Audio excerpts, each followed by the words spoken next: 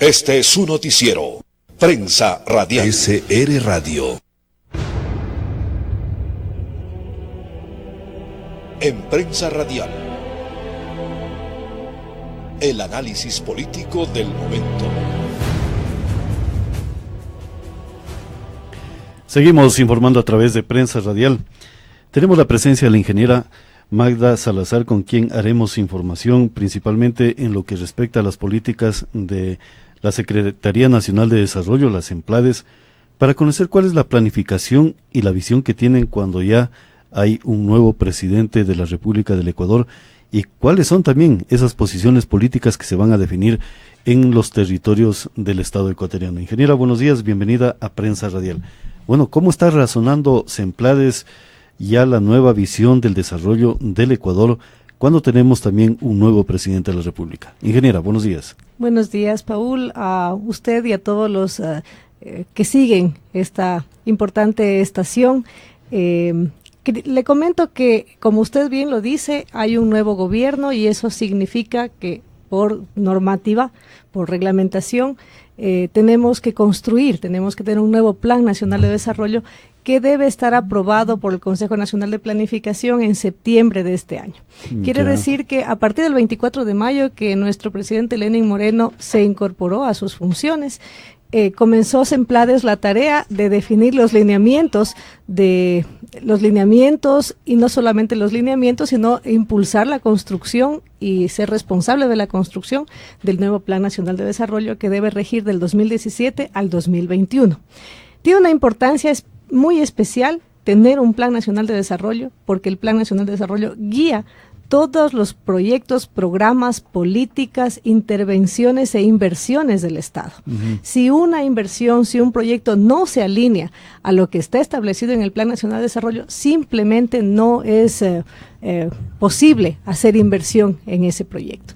Y lo interesante también del plan es que define metas específicas. Dice dónde estamos en temas, por ejemplo, de indicadores de empleo infantil. Y si la política que queda definida es la erradicación del empleo infantil, tenemos que ir haciendo acciones específicas que contribuyan a tener esa meta cero de empleo infantil a nivel nacional y en los territorios en donde se identifique que la problemática es mucho más fuerte. De esa manera podemos irnos evaluando, ir midiendo cómo van nuestras intervenciones e ir año a año calibrando y mejorando la eficiencia de la inversión pública, la eficiencia de la intervención del Estado, pero también de los diferentes niveles de gobierno.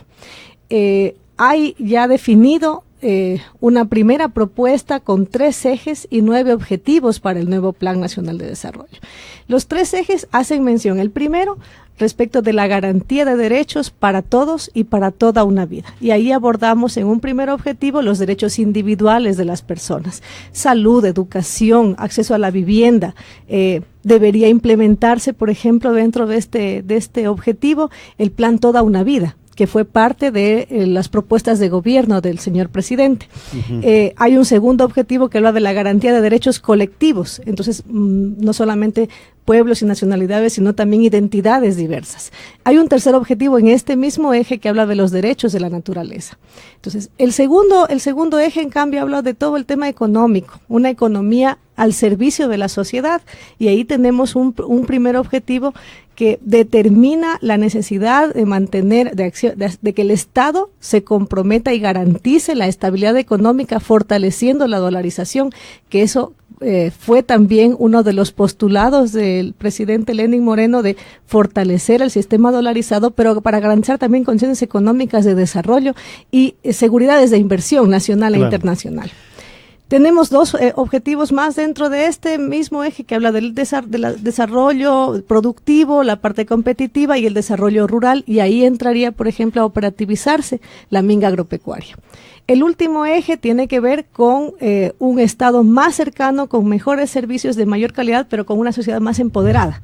Y ahí también hay un objetivo especialmente dedicado a temas de erradicación de la corrupción.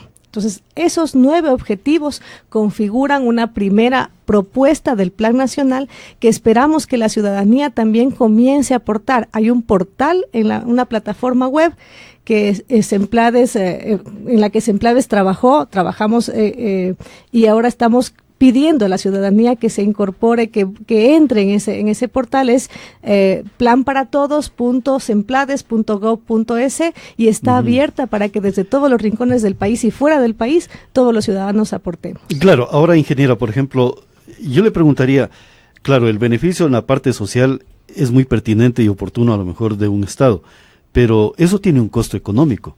¿Y qué es lo que dice también el inversionista, no solamente interno, sino también externo? ¿Cuál es mi seguridad jurídica para poder crear fortaleza económica en ese estado y a lo mejor generar fuentes de trabajo? Y esas fuentes de trabajo van a generar bienestar económico en la población. ¿Cómo está observando Semplades esas vertientes, ingeniera? Bueno, tenemos ya una normativa definida en el país. La gran preocupación que normalmente siempre se plantean los inversionistas es ese tema de que hasta qué punto va a ser estable los temas de dolarización. Si el Plan Nacional establece que todas las acciones que se hagan van a buscar un equilibrio, una estabilidad económica y van a fortalecer la dolarización, esa es una primera manifestación expresa, ¿no?, y de política pública que establece que realmente todas las acciones van a ir enfocadas a fortalecer la dolarización, sobre todo con miras de dar garantía, de dar mayor confianza al inversor nacional e internacional. Pero la mayor parte de los temas que se están planteando, cómo los consejos sectoriales están pensando en este tema, la sugerencia que se ha dado, ¿no?, es respecto de también buscar el acercamiento con el sector privado, alianzas público-privadas, que todos los programas, por ejemplo, de vivienda también sean coordinados con los municipios, pero también con el sector privado, que es el que tiene que incorporarse en los procesos constructivos, ¿no? Entonces, se trata de un plan que busca hacer las cosas para todos los ecuatorianos, pero con todos los sectores de la sociedad, claro, público, pero privado. Sí, pero ingeniera, por ejemplo, podemos hablar que el Ecuador está potenciando la parte económica, no solamente es el recurso económico para fortalecer la dolarización, sino también el generar productos que puedan tener ese valor agregado y venderlos en mercados internacionales y no únicamente ser los vendedores de materia prima, que a lo mejor eso nos ha desgastado económicamente, ingeniera. A ver, como le decía, el séptimo objetivo del plan nacional estoy equivocada, el quinto objetivo que está planteado en el Plan Nacional de Desarrollo, que está en construcción, habla de los temas de producción y competitividad. Sí se le apuesta a un cambio de pasar de un procesamiento básico, digamos, o una producción primaria a una agregación de valor. Pero eso también hay que verlo, que no simplemente es por temas de acumulación, también tiene que tener fines redistributivos, porque si los factores de producción no se redistribuyen entre la sociedad, difícilmente vamos a tener un equilibrio económico entre todos los que hacemos. Claro, pero Ecuador. Es pertinente tener un superávit económico, por ejemplo, para el tema de las viviendas, a los sectores que no tienen una capacidad económica para resolver la compra de ese bien inmueble, y a lo mejor allí el Estado sí podría dar ese beneficio, pero teniendo un superávit económico. Entonces, la potencia económica se la está construyendo, en razón que se habló en el gobierno anterior de que se cambió una matriz productiva, ingeniera. A ver, tenemos ahí algunas fuentes adicionales de ingresos. Por ejemplo, la venta de los recursos a partir de las hidroeléctricas, la venta de energía a partir de las hidroeléctricas, está generando ingresos adicionales al país.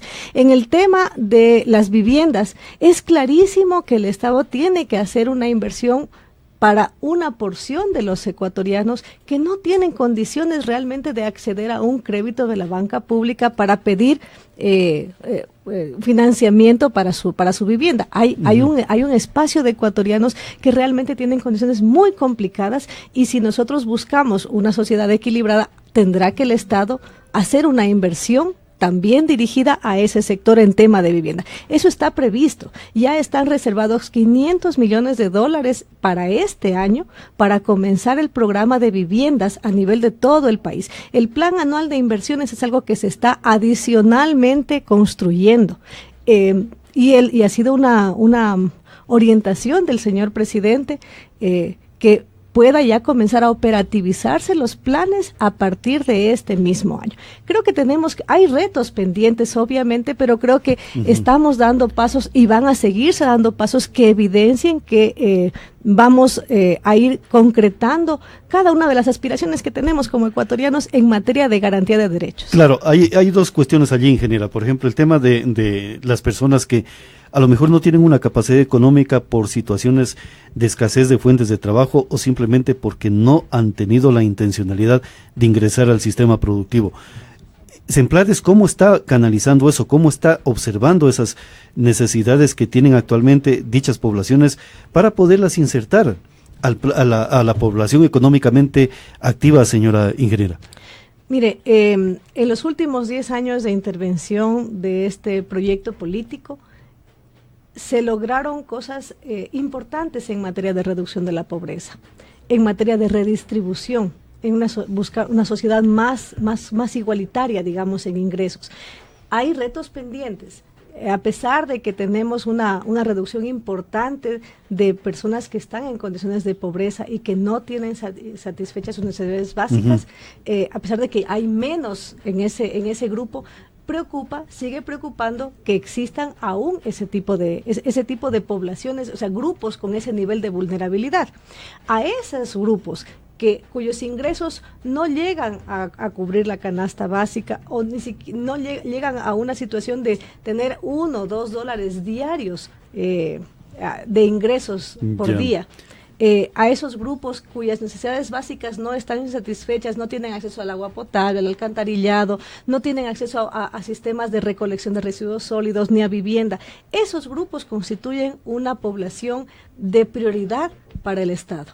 A esos grupos entonces está dirigido también la inversión que pueda hacer el Estado para garantizar el acceso a sus derechos. Y por eso es importante que no solamente el Estado central trabaje en políticas que dinamicen economía o que dinamicen la cobertura de servicios básicos, sino que los diferentes niveles de gobierno que tienen actualmente competencias en esos temas comiencen a priorizar sus inversiones dirigidas a ampliar la cobertura del agua potable, a mejorar la calidad del agua potable, a mantener y mejorar las cuencas hídricas de donde se obtiene también agua, a donde se obtiene genotipos.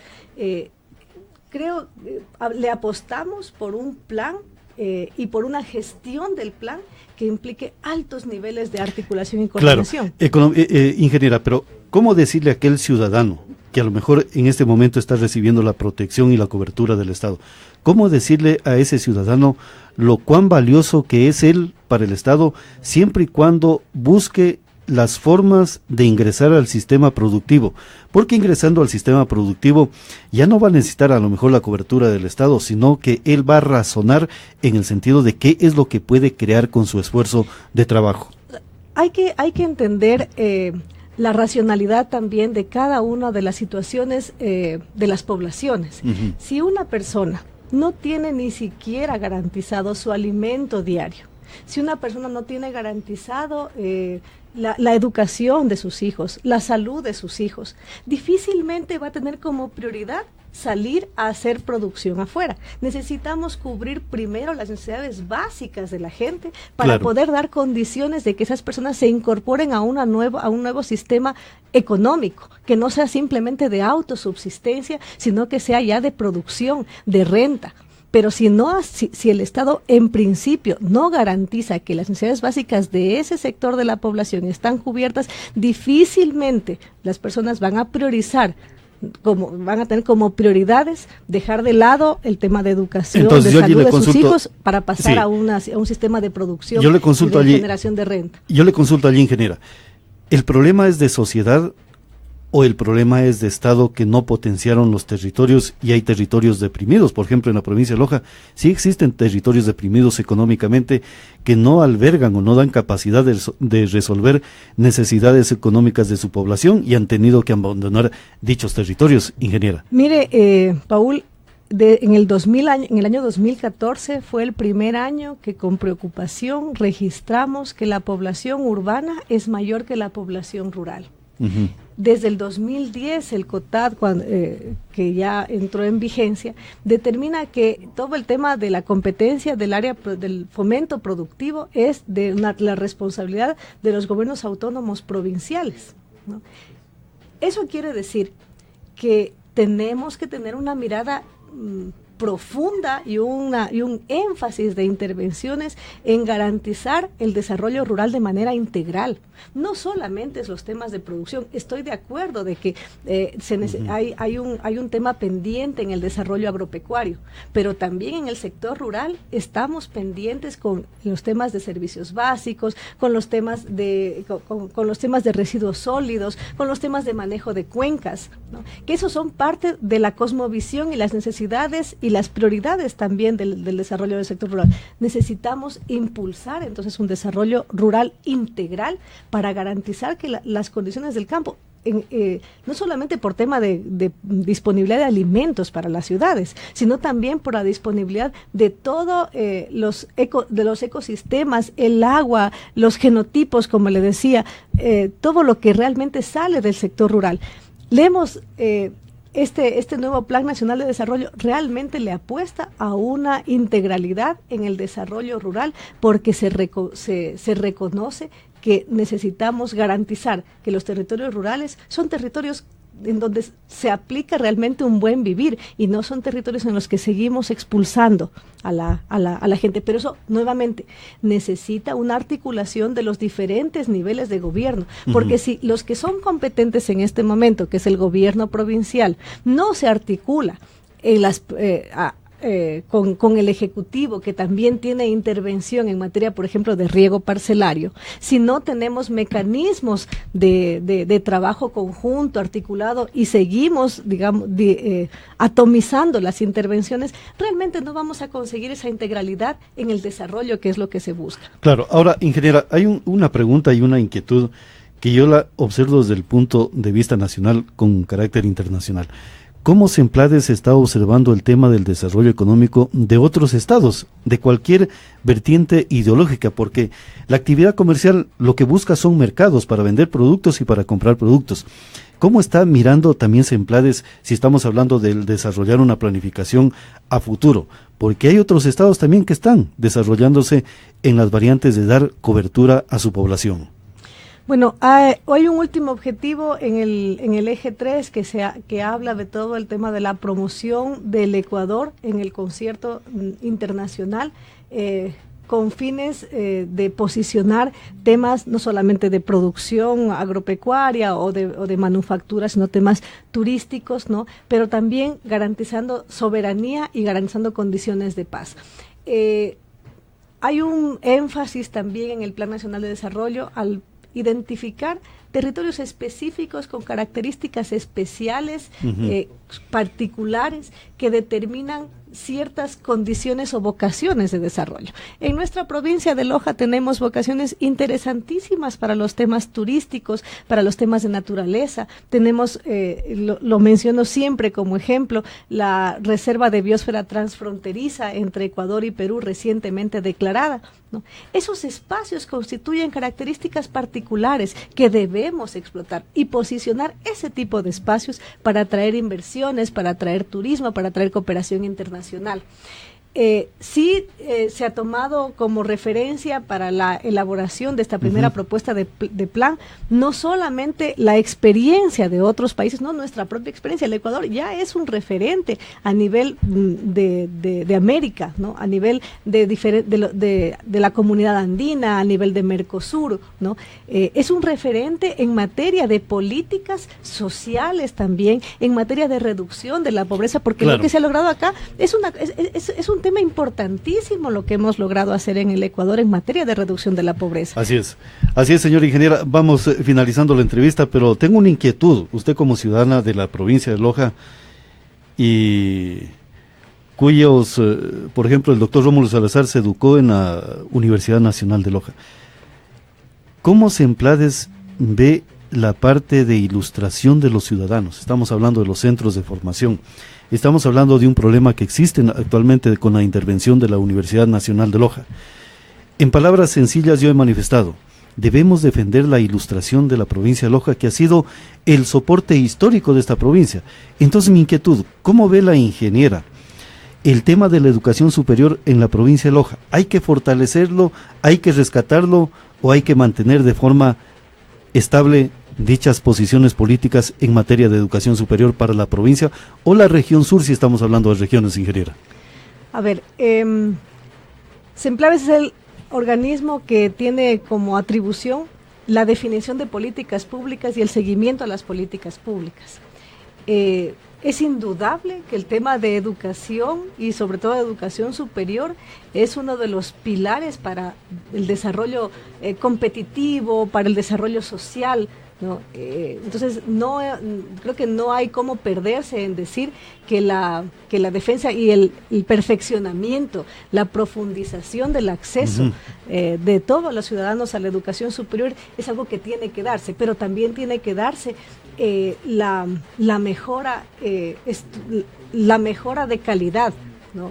En la educación superior. Se ha dado pasos importantes, pero en nuestra zona aún tenemos, como usted lo menciona, un grave problema aquí de la Universidad Nacional de Loja. Eso tiene que resolverse. O sea, no podemos, y entiendo. Claro, exacto, tiene que resolverse, pero mantenerse la catedral de la ilustración para la provincia de Loja. Yo así lo entiendo, ingeniera. Lo que pasa es que si es que no hacemos, digamos, si Loja, ciudad universitaria, capital cultural del Ecuador, no tiene un pilar en temas de formación universitaria, ese discurso como que se queda un poquito sin piso, porque necesitamos realmente esa innovación para una provincia que tiene como prioridades o que tiene como características de desarrollo los temas de bioconocimiento, temas de servicios ambientales, los temas turísticos, los temas de software.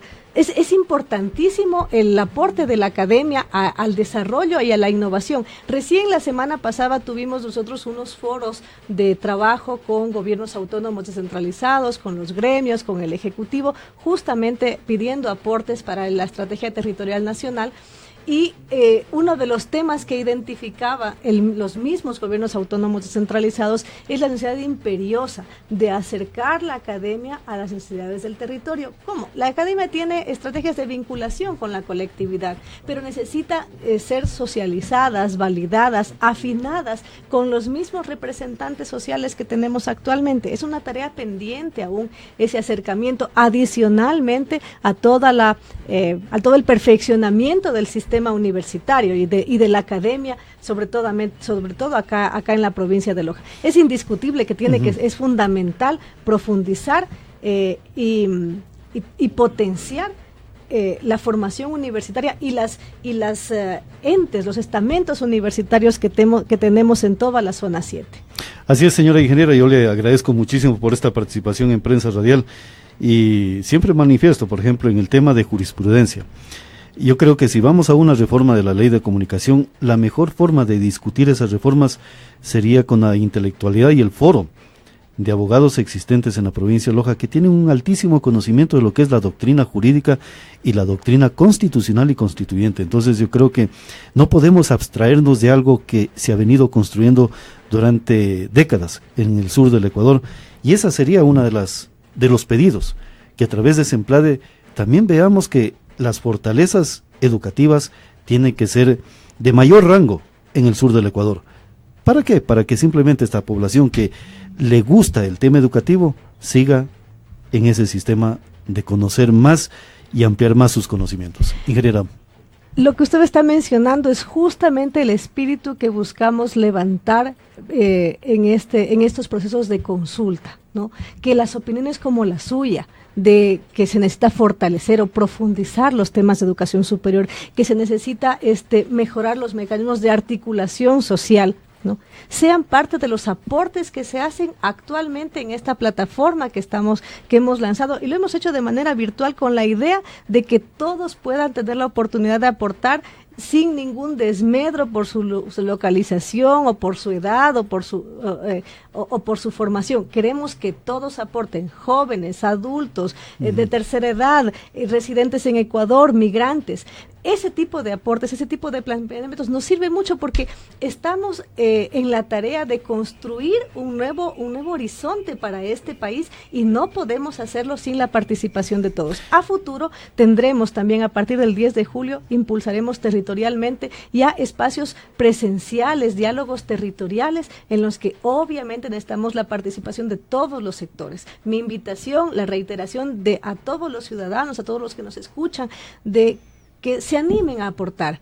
Es un mecanismo sumamente sencillo y vamos a considerar los aportes que se harán en este tiempo. Perfectamente, ingeniera. Muchísimas gracias por haber estado aquí en Prensa Radial, haciendo información de cuáles van a ser las políticas de aquí a futuro de las Emplades. Hay un eslogan en la provincia de Loja: si no podemos ser potencia militar, seamos cultural. Sí podemos ser potencia militar, y a lo mejor usted, a través de las Emplades, puede determinar esa potencialidad que tiene el territorio y ese recurso humano formado en muchas profesiones y en muchos servicios. Muchísimas gracias, ingeniera. Gracias a usted. Seguimos informando a través de Prensa Radial.